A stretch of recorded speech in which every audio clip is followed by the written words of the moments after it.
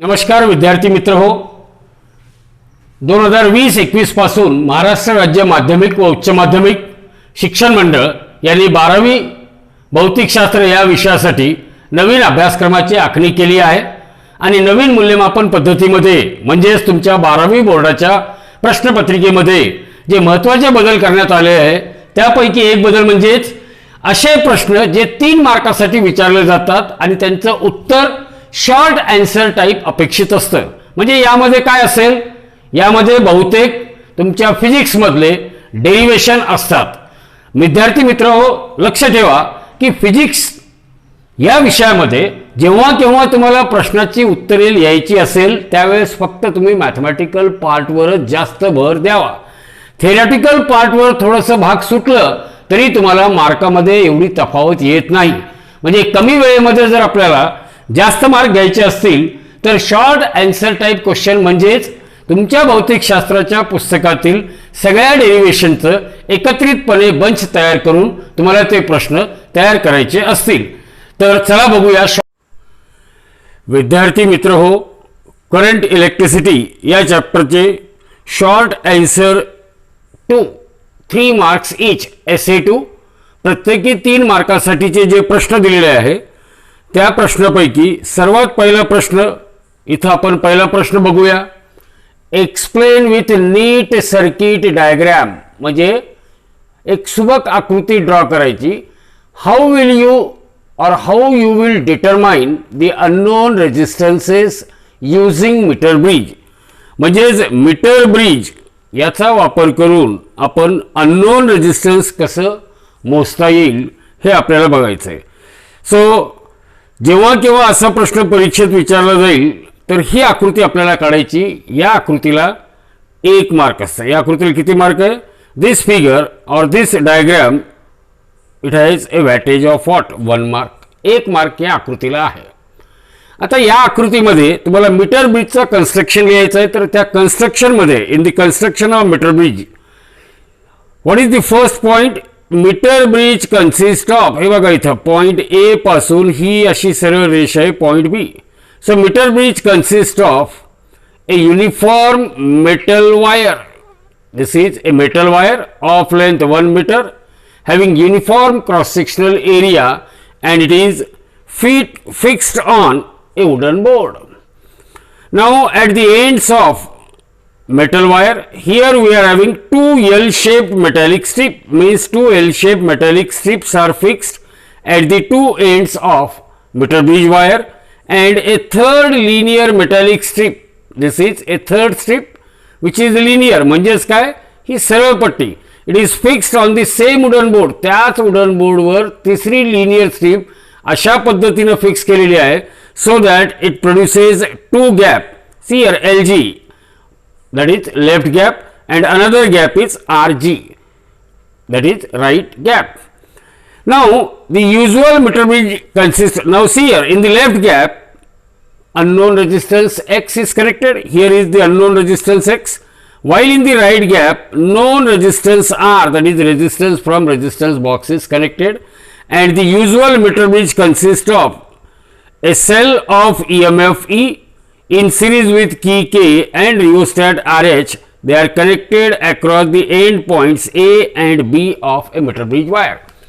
म्हणजे परीक्षेत या आकृतीला 1 मार्क असेल आणि याचा कन्स्ट्रक्शन, याच्या कन्स्ट्रक्शनला किती मार्क? फक्त अर्धा मार्क. त्या कन्स्ट्रक्शन मध्ये metre bridge wire AB, it is uniform cross sectional area, length is 1 metre,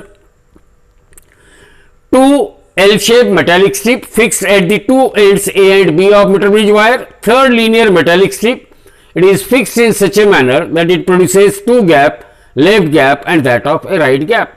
In the left gap unknown resistance X is connected, while in the right gap resistance box R is connected.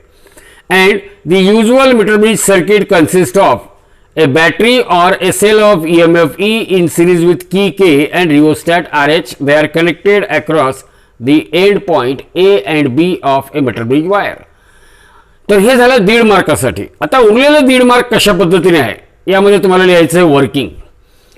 Now as far as the working is concerned, in the working of a meter bridge working of a metre bridge. काय वर्किंगमध्ये लिहायचं आपल्याला? We know that select proper resistance R from resistance box. काय करायचं पहिले? Select proper resistance R from resistance box. Then touch the jockey first at point A. Galvanometer shows full scale deflection on one side. Then touch the jockey at another end B. Galvanometer shows full scale deflection on opposite side. Then by sliding the jockey on a meter bridge wire, by sliding or touching the jockey at various points on meter bridge wire, a point of contact D is obtained at which galvanometer shows what? Zero deflection. That point D for which galvanometer shows zero deflection, point D is called null point. Point D is called what? Null point. Measure the length of wire AD and that length of wire AD equal to Lx. Measure the length of wire DB. That length of wire DB is known as what? LR. Remember, Lx and LR, they are called balancing length opposite to unknown resistance X and balancing length opposite to known resistance R. So what we had just done, that by touching the jockey at various point on the meter bridge wire AB, a point of contact D is obtained at which galvanometer shows null deflection. Measure the length of wire AD equal to say Lx. Measure the length of wire DB equal to what? LR. Now remember that as far as this meter bridge is concerned, it is actually the practical form of Wheatstone's network. Here there are four resistances, X divided by R equal to resistance of wire AD divided by resistance of wire what? DR. And because here galvanometer shows zero deflection, when jockey is in contact with D, galvanometer shows what? Zero deflection. इथं galvanometer काय करतोय? Zero deflection. याचा अर्थ काय? हा Wheatstone's bridge balance झाला. आणि Wheatstone's bridge balance झाला याचा अर्थ त्या ब्रिजचे जे चार रेजिस्टन्सेस असतात, X divided by R equal to resistance of wire AD divided by resistance of wire what? D B. Resistance of wire AD divided by resistance of wire D B. आता आपल्याला माहित आहे 11वी वर्गात असताना तुम्हाला हे माहित आहे की एखादा जर कंडक्टर आपल्याकडे असेल आणि त्या कंडक्टरचं काय काढायचं असेल, आपल्याला रेजिस्टन्स काढायचं असेल, तर resistance of a linear conductor R is always equal to what? Resistance of linear conductor R, it is always equal to what? Rho into L divided by A. तर आपल्याला जे वायर AD आहे, या wire AD याचा resistance आपण किती घेतला? Resistance of wire AD is RAD and that of DB is equal to what? RDB. तर resistance of wire AD is equal to काय येईल मग? Resistance offered by wire AD is equal to rho into Lx upon A, where Lx is resistance of, Lx is what? Length of wire AD. तसंच resistance of wire DB. Wire DB याची लांबी किती आहे? LR. So resistance of wire DB equal to rho into LR divided by A. तर हे लक्षात आलं की तुमचं हे resistance of conductor is equal to rho into L divided by A, where rho is resistivity of material of that meter bridge wire. Resistivity of material of what? That meter bridge wire. So X divided, because that meter bridge is said to be balanced, means X divided by R equal to RAB divided by RAD divided by RDC. कारण P by Q equal to S by R. म्हणजेच X divided by R equal to RAD divided by RDC. पण आपल्याला RAD ची किंमत माहिती आहे, ती आहे rho into Lx upon A. RDC म्हणजेच लेंथ ऑफ वायर DC चा रेजिस्टन्स, याची किंमत किती आहे? Rho into LR divided by A. तर हे डिनॉमिनेटर मधले ए कॅन्सल होईल आणि काय राहतं, हा रो आणि रो हे सुद्धा कॅन्सल होईल. तर शेवटी आपल्याला X divided by R equal to Lx divided by LR किंवा X is equal to Lx divided by LR multiplied by R और X is equal to Lx into R divided by what? LR. इथं हा जो X आहे, हा X काय आहे actually? X is the unknown resistance which we had connected in the left gap. X is what? The unknown resistance which is connected in what? Which is connected in left gap. While R काय आहे? R is the known resistance which is connected in what? Right gap. While Lx and Lr, they are nothing but what? Balancing length opposite to unknown resistance X and balancing length opposite to what? Known resistance R. So by using this formula, X is equal to Lx upon Lr multiplied by R, we can determine the value of unknown resistance X. तर metre bridge याचा वापर करून आपण unknown resistance कसं काढायचं लक्षात ठेवा मित्रांनो. तुम्हाला एक सांगून ठेवतो की इथं 3 मार्काला प्रश्न विचारल्यावर 1 मार्काला आकृती असेल, अर्धा मार्क या कन्स्ट्रक्शनला, हे झाले 1.5 मार्क. अर्धा मार्क कशाला असेल? वर्किंग. अर्धा मार्क हे x by r equal to x divided by r equal to RAD upon RDB याला अर्धा मार्क आहे. आणि x बाय r किंवा x is equal to Lx upon Lr into r या फायनल इक्वेशनला अर्धा मार्क आहे. तर अशा प्रकारे 3 मार्काचा डिस्ट्रीब्युशन असतो. तर हा झाला तुमचा पहिला प्रश्न. आता दुसरा प्रश्न फार सोपा आहे आणि हे परीक्षेत नेहमी विचारला जाणारा प्रश्न आहे. मागील कित्येक वर्षापासून मीटर ब्रिजचा प्रश्न आला तर त्या प्रश्नासोबत हा प्रश्न विचारला जातो. तर आता इथं लक्ष द्या. हा जो दुसरा प्रश्न इथं दिलेला आहे, काय तो दुसरा प्रश्न आपण बघूया. दुसरा प्रश्न काय? State any two sources of error. State any two sources of error in meter bridge experiment and how they can be minimized. And how they can be what? Minimized. म्हणजेच मीटर ब्रिज एक्सपेरिमेंट हा perform करत असताना कोणते 2 sources of error आहे आणि त्याला कसं minimise करता येईल हे आपल्याला बघायचं आहे. So the first source of error काय असेल मीटर ब्रिज एक्सपेरिमेंटमध्ये? The cross section of wire may not be uniform. त्या मीटर ब्रिजचा जो 1 मीटर लांबीचा वायर आहे त्याचा क्रॉस सेक्शन हा युनिफॉर्म नसतो. म्हणजेच काय? कारण आपण वारंवार जॉकी त्या वायरवरून घासत असतो, त्यामुळं त्या मीटर ब्रिज वायरची युनिफॉर्मिटी ही सारखी नसते. तर पहिला एरर काय असेल? First source of error is what? The cross section of wire may not be uniform. दुसरा सोर्स ऑफ एरर काय? The ends of wire. बघा ते वायरचे जे 2 एंड असतात they are soldered with L shape metallic strip. त्या ज्या 2 पट्ट्या आहे एल शेप, तिथे काय करतो आपण? वायरचे एंड जोडतो. आणि हे जोडत असताना काय शक्यता असते? Air gap may be introduced. आणि तो एअर गॅप काय करेल? It will introduces a contact resistance. It will introduces what? A contact resistance and which is not taken into account. तर दुसरा सोर्स ऑफ एरर आहे काय? दुसरा source of error, the ends of wire which are soldered to the metallic strip where contact resistance is developed and which is not taken into account. आणि तिसरा source of error फार सोपा आहे. Lx and Lr may not be measured accurately. Measurement of Lx and Lr, it may not be accurate one. So how to minimize these sources of error? To minimize the sources of error as far as meter bridge experiment is concerned, the value of resistance R, you select the value of resistance R in such a manner that null point is obtained.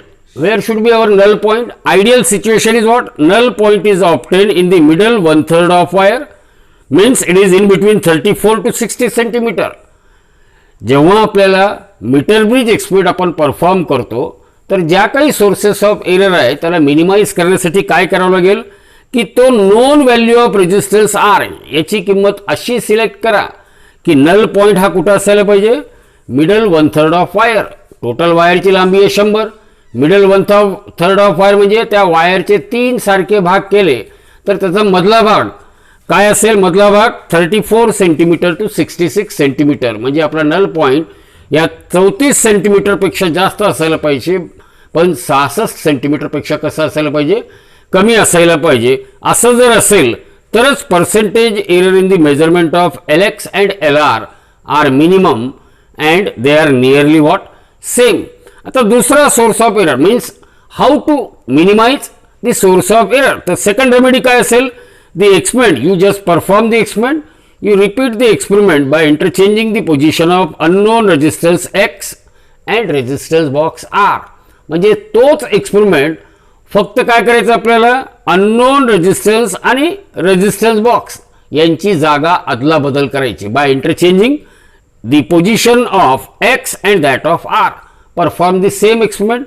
आणि तिसरा एक आहे, हे बघा, the jockey should not be tapped on the wire or should not be slided. हे बघा, because when we slide the jockey on meter bridge wire it may get heated, and we know when wire is heated its resistance will change, and when its resistance will change it means we won't get correct value. तर त्यासाठी उपाय काय की त्या जॉकीला वायरवर घासण्याऐवजी काय करावं लागेल आपल्याला, you just touch it at various point, you just touch it gently at various point. म्हणजे त्याला त्या वायरवर जॉकी वेगवेगळ्या पॉईंटवर काय करायचं, जस्ट टच करायचं, जेणेकरून तो वायर गरम होणार नाही आणि आपल्याला ॲक्युरेट अननोन रेजिस्टन्स काढता येईल. म्हणजेच एरर काय करता येईल आपल्याला, मिनिमाइज करता येईल. एरर काय करता येईल आपल्याला, मिनिमाइज करता येईल. तर परीक्षेमध्ये या प्रश्नाप्रमाणे तुम्हाला काय सांगितलं, any two sources of error 1.5 mark आणि any how to minimise them 2 remedies it has a weightage of what 1.5 mark. आता तिसरा प्रश्न बघा, फार सोपा आहे तिसरा प्रश्न. What is potential gradient. Potential ग्रेडियंटची व्याख्या द्या. How is it measured. त्या पोटेन्शियल ग्रेडियंटच्या मेजरमेंट कसं करता येईल, एक्सप्लेन, म्हणजे ते एक्सप्लेन करून सांगा. तर as far as potential gradient is concern आपण अगोदरच बघितलेलं आहे. काय आहे पोटेन्शियल ग्रेडियंटची व्याख्या. Potential gradient is defined as potential difference per unit length of wire.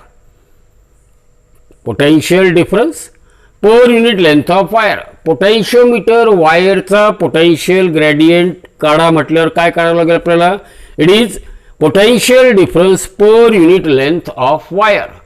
And how it is measured. आता पोटेन्शियल ग्रेडियंटचा फॉर्म्युला आपण अगोदरच बघितलेला आहे, potential difference upon length of wire, that is potential gradient.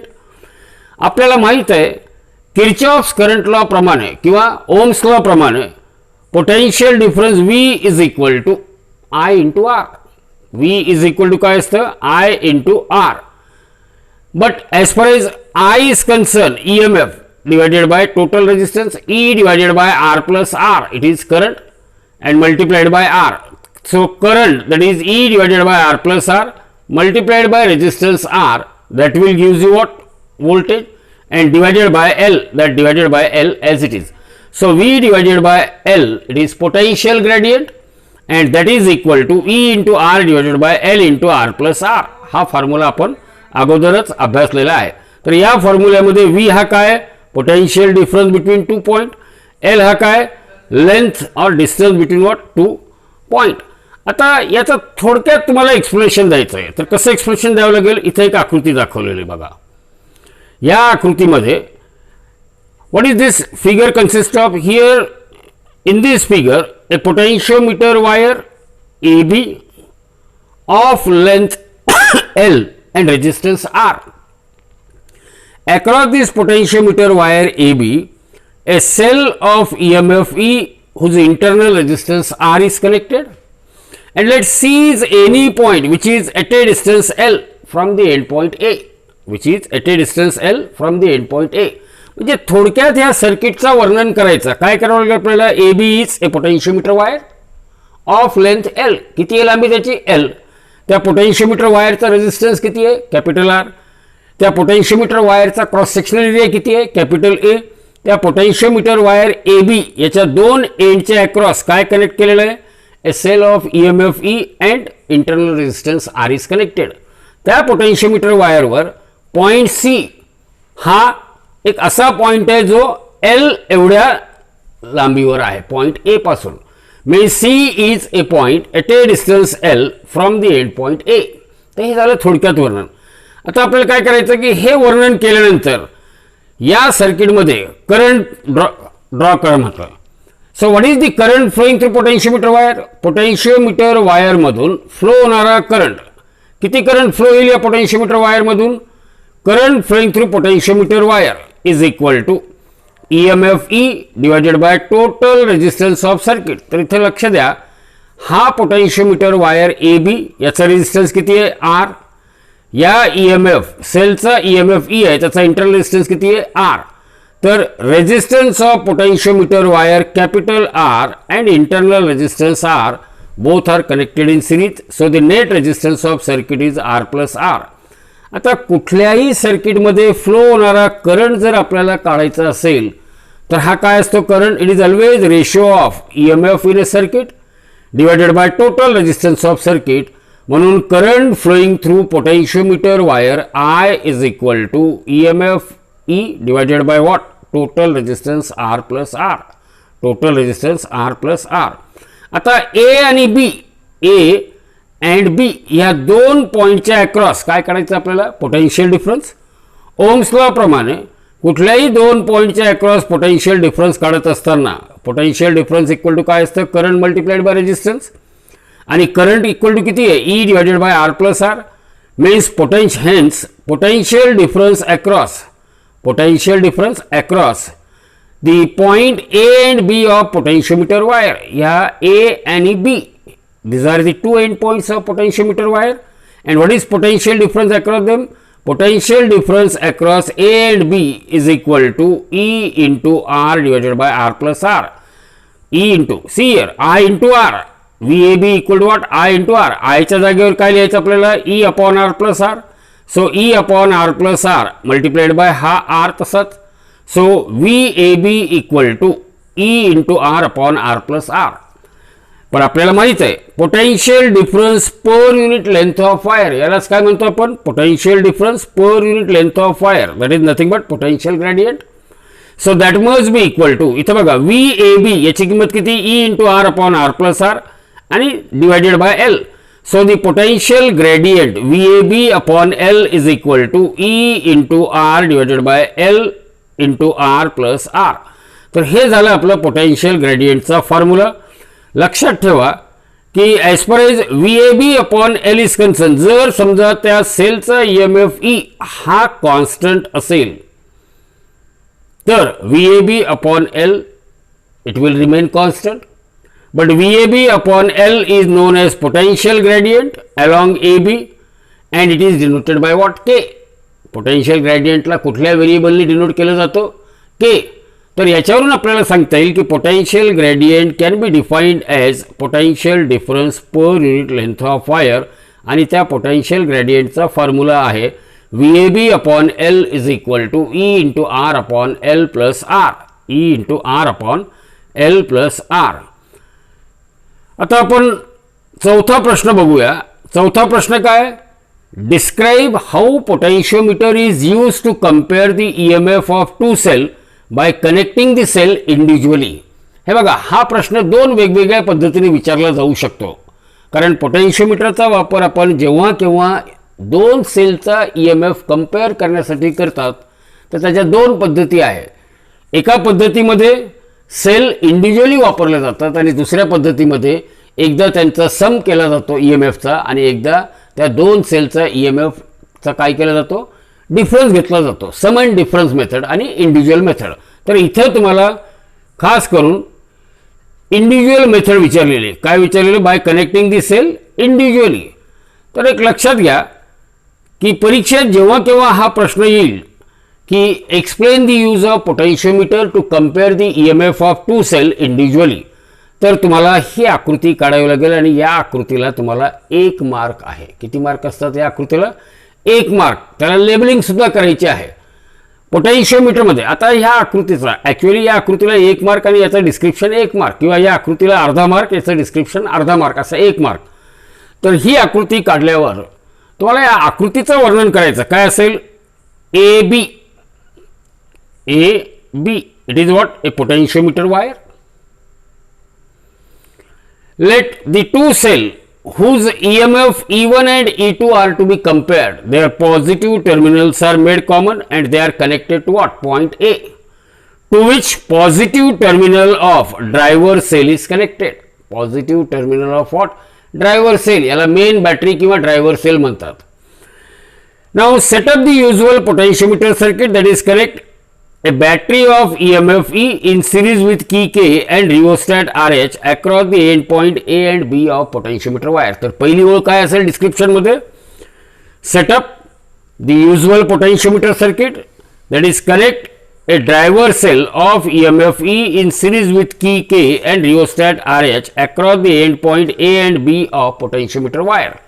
दुसरी ओळ असेल, the two cell whose EMF E1 and E2 which we want to compare, their positive terminals are made common. या दोन्ही सेलचं काय करायचं, पॉझिटिव्ह टर्मिनल कॉमन करायचं, and that common terminal is connected to that point A to which the positive terminal of driver cell is connected, means point A is at high positive potential. Now the negative terminals of two cells, they are connected to what, one end of galvanometer via two-way key. इथे एक two-way key आहे, पहिल्या कीला की 1 आणि दुसरी की काय, की 2. तर दोन सेल ज्यांचा EMF कंपेअर करायचा आहे त्यांचा निगेटिव्ह टर्मिनल कुठे कनेक्ट करावं लागेल आपल्याला, two-way कीला. And the common point of two-way key is connected to one end of galvanometer while the other end of galvanometer is connected to what, jockey. तर हे झालं description of experimental setup. Description of what, experimental setup. आता actual आपल्याला हा experiment perform करायचा आहे. तर प्रोसिजरमध्ये किंवा वर्किंग ऑफ एक्सपेरिमेंटमध्ये काय लिहिता येईल आपल्याला, what we can write about in the working of experiment, that whenever we have to write the working of experiment. What is the first point? Whenever we have to describe this experiment, first we will write that close the key K while key K1 is closed but K2 is kept open. बघा या तीन की पैकी close the key K, as soon as key K is closed, current I, it starts flowing through potentiometer wire and that current will be drawn from the driver cell. Out of two keys K1 and K2, K1 is closed while K2 is open. काय सांगितलं मी working मध्ये, पहिला मुद्दा काय असेल, की K is closed, current I starts flowing through potentiometer wire from the point A towards the point B. Key K1 is closed, K2 is open. As key K1 is closed, driver a cell of EMF E1, it comes in circuit. Now touch the jockey first at point A and slide it on the potentiometer wire and obtain the point of contact at which galvanometer shows what, zero deflection. Means by keeping K1 closed, K2 open, touch the jockey at various point on potentiometer wire and null point D is obtained. That null point D is obtained at a distance L1, म्हणजेच distance, length of wire between the null point and the end point A, it is equal to what, L1. लक्षात ठेवा मुलांनो, because here no current is drawn from the cell of EMF E1, that's why EMF of cell will balances against the length L1. This E1, it balances against what, the length L1. आणि आपल्याला माहित आहे potentiometer याचा principal काय आहे, principle of potentiometer काय आहे, potential difference across any two point of potentiometer wire. Potentiometer वायरच्या कुठल्याही दोन पॉइंट मधील पोटेन्शियल डिफरन्स हा कशाला डायरेक्टली प्रपोर्शनल असतो, हा डायरेक्टली प्रपोर्शनल असतो length of wire between those two point. तर इथं EMF E1 will be balanced against the length L1. EMF E1 will balanced against the length L1. म्हणून काय सांगता येईल आपल्याला, E1 is equal to, so that's why what we can say, E1 is equal to what, K into L1. E1 is equal to K into L1. While in the second half, what in the second half we will do, in the second half key K is kept closed, key K, it is kept closed, it continues to remain in a closed position, but now K1 is open while K2 is closed. As soon as key K1 is open and K2 is closed, because K2 is closed, it means that second cell of EMF E2, it will comes into what, circuit. Again, by touching the jockey at various point, null point is obtained. Null point means obtain the point of contact between the jockey and that potentiometer wire at which galvanometer shows zero deflection. So by touching the jockey at various point, null point is obtained at a distance L2 from the end point A. पुन्हा लक्ष द्या, because no current is drawn from the cell of EMF E2, म्हणून आपण काय सांगता येईल, E2 balances against the length L2. EMF of second cell will be balanced against the length what? L2. तर according to principle of potentiometer, E2 is equal to K into L2. आता आपल्याकडे दोन equation आहे, E1 equal to K L1, E2 equal to K L2. या दोन्हीचा जर आपण ratio घेतला, divide equation 1 by equation 2, we will get E1 by E2 is equal to what? L1 by L2. So by using this equation, you can compare the EMF of two cell. You can compare the EMF of two cell. तर परीक्षेमध्ये लक्षात ठेवण्यासारखं एकच आहे की आकृतीला अर्धा mark, त्याचं description अर्धा मार्क, हे झालं 1 मार्क. E1 आता वर्किंगमध्ये, वर्किंगला अर्धा मार्क आहे. E1 equal to K L1 याला अर्धा mark, E2 equal to K L2 याला अर्धा मार्क आणि E1 by E2 equal to L1 by L2 याला अर्धा मार्क आहे. तर परीक्षेमध्ये प्रश्न जे आहे ते ह्या पद्धतीने तुम्हाला त्याचे उत्तरे लिहावे लागेल. जर यदा कदाचित तुम्हाला थिअरी पार्ट पाठांतर होत नसेल, काही हरकत नाही, तुम्ही जर ही आकृती काढली आणि त्याला लेबलिंग केलं, 1 मार्क डेफिनेटली तुम्हाला मिळेल. E1 equal to K L1 अर्धा मार्क याला म्हणजे 1.5 झाले. E2 equal to K L2 अर्धा म्हणजे किती झाले, 2 मार्क झाले. आणि E1 by E2 equal to L1 by L2 2.5 mark झाले. म्हणजे थेरी भाग आपण थोडं कमी जरी लिहिलं तरी आपल्याला 3 पैकी 2.5 मार्क सहज मिळू शकतात. आता 5वा प्रश्न बघा, आपल्या क्वेश्चन बँकमध्ये 5वा प्रश्न काय आहे नेमका. ॲक्च्युअली 5वा प्रश्न एक प्रॉब्लेम आहे, फार सोपा प्रॉब्लेम आहे.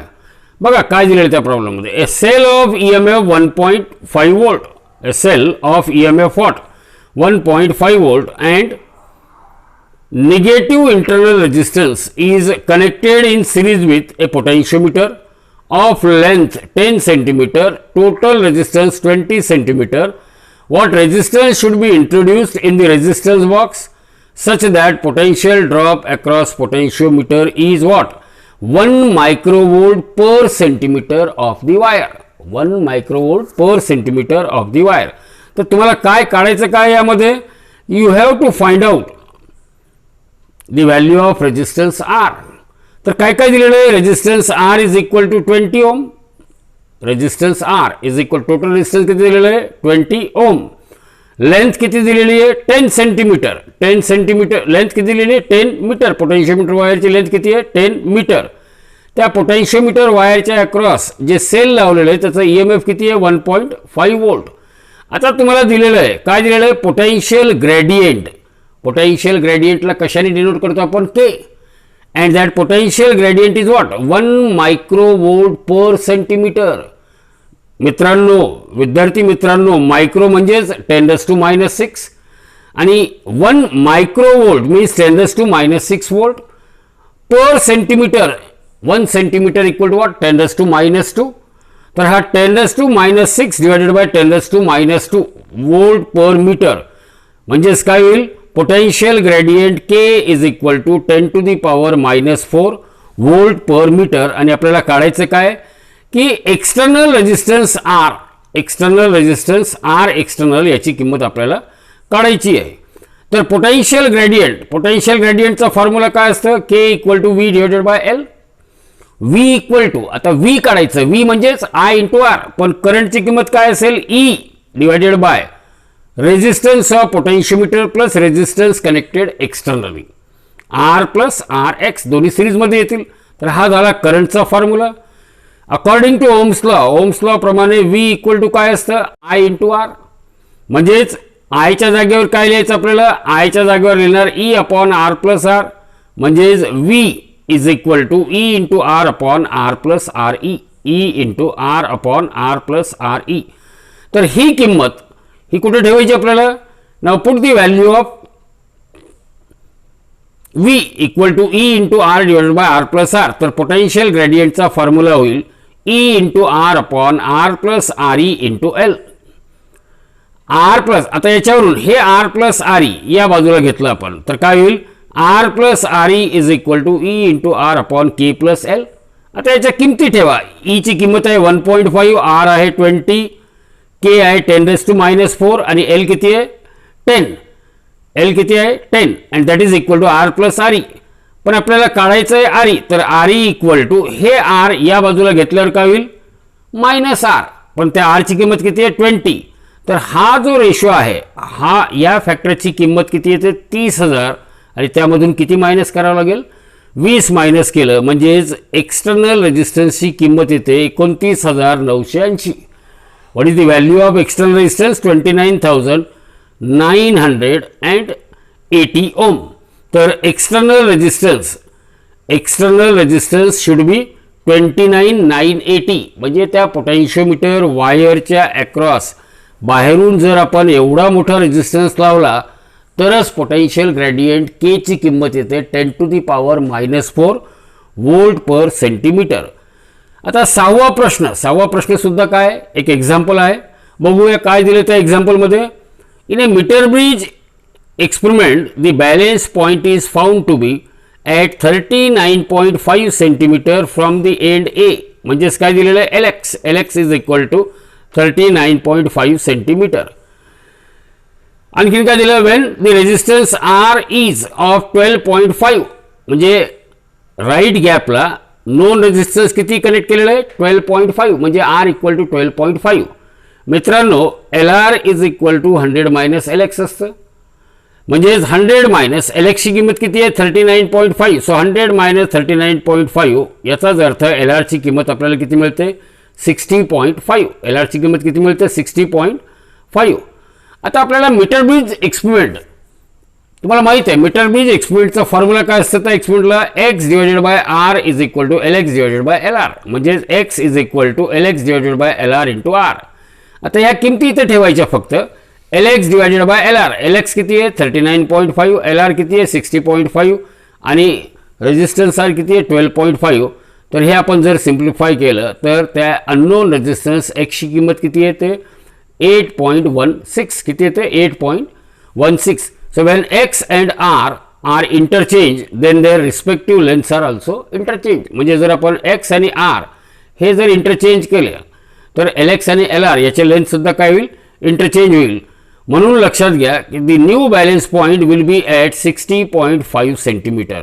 If galvanometer and cells are interchange then balance point will also interchange. तर 6वा प्रश्न हाही खूप सोपा प्रश्न होता. 7वा पुन्हा एक एक्झाम्पल दिलेलं आहे. तुमच्या पुस्तकातलंच एक्झाम्पल असतात हे, फक्त न्यूमेरिकल्स बदललेलं आहे. बघूया 7व्या प्रश्नामध्ये काय दिलेलं आहे. 7व्या प्रश्नामध्ये दिलेलं आहे की the EMF of standard cell is 1.5 and is balanced by a length of 300 centimetre. म्हणजेच when EMF of cell is 1.5 volt, balancing length is what? L1 equal to 300 centimeter. आता काय सांगितलं त्यांनी potentiometer. What is the length of potentiometer. Potentiometer wire is 10 metre long.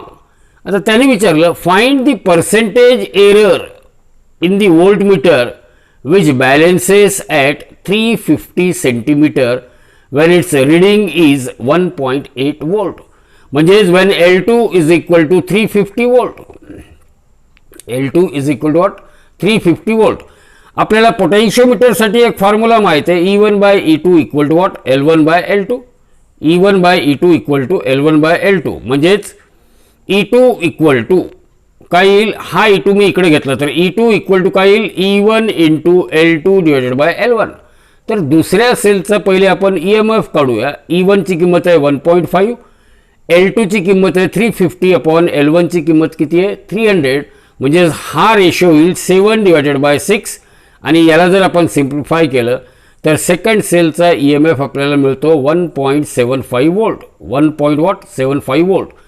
म्हणजेच काय की error काढायचं आहे. हे फार लक्षपूर्वक ऐका. As far age error in the reading is concern, कारण वोल्टमीटर काय रिडिंग देतो आपल्याला voltmeter is giving a reading of what voltmeter is giving a reading of what 1.8 volt. पण प्रत्यक्षात किती आहे 1.75. म्हणजे एरर किती झाला 1.8 minus 1.7. Actual reading minus measure reading, that will use us error, and that comes to be 0.05. And you know very well how to find out the percentage error. percentage error is equal to, how to find out percentage error?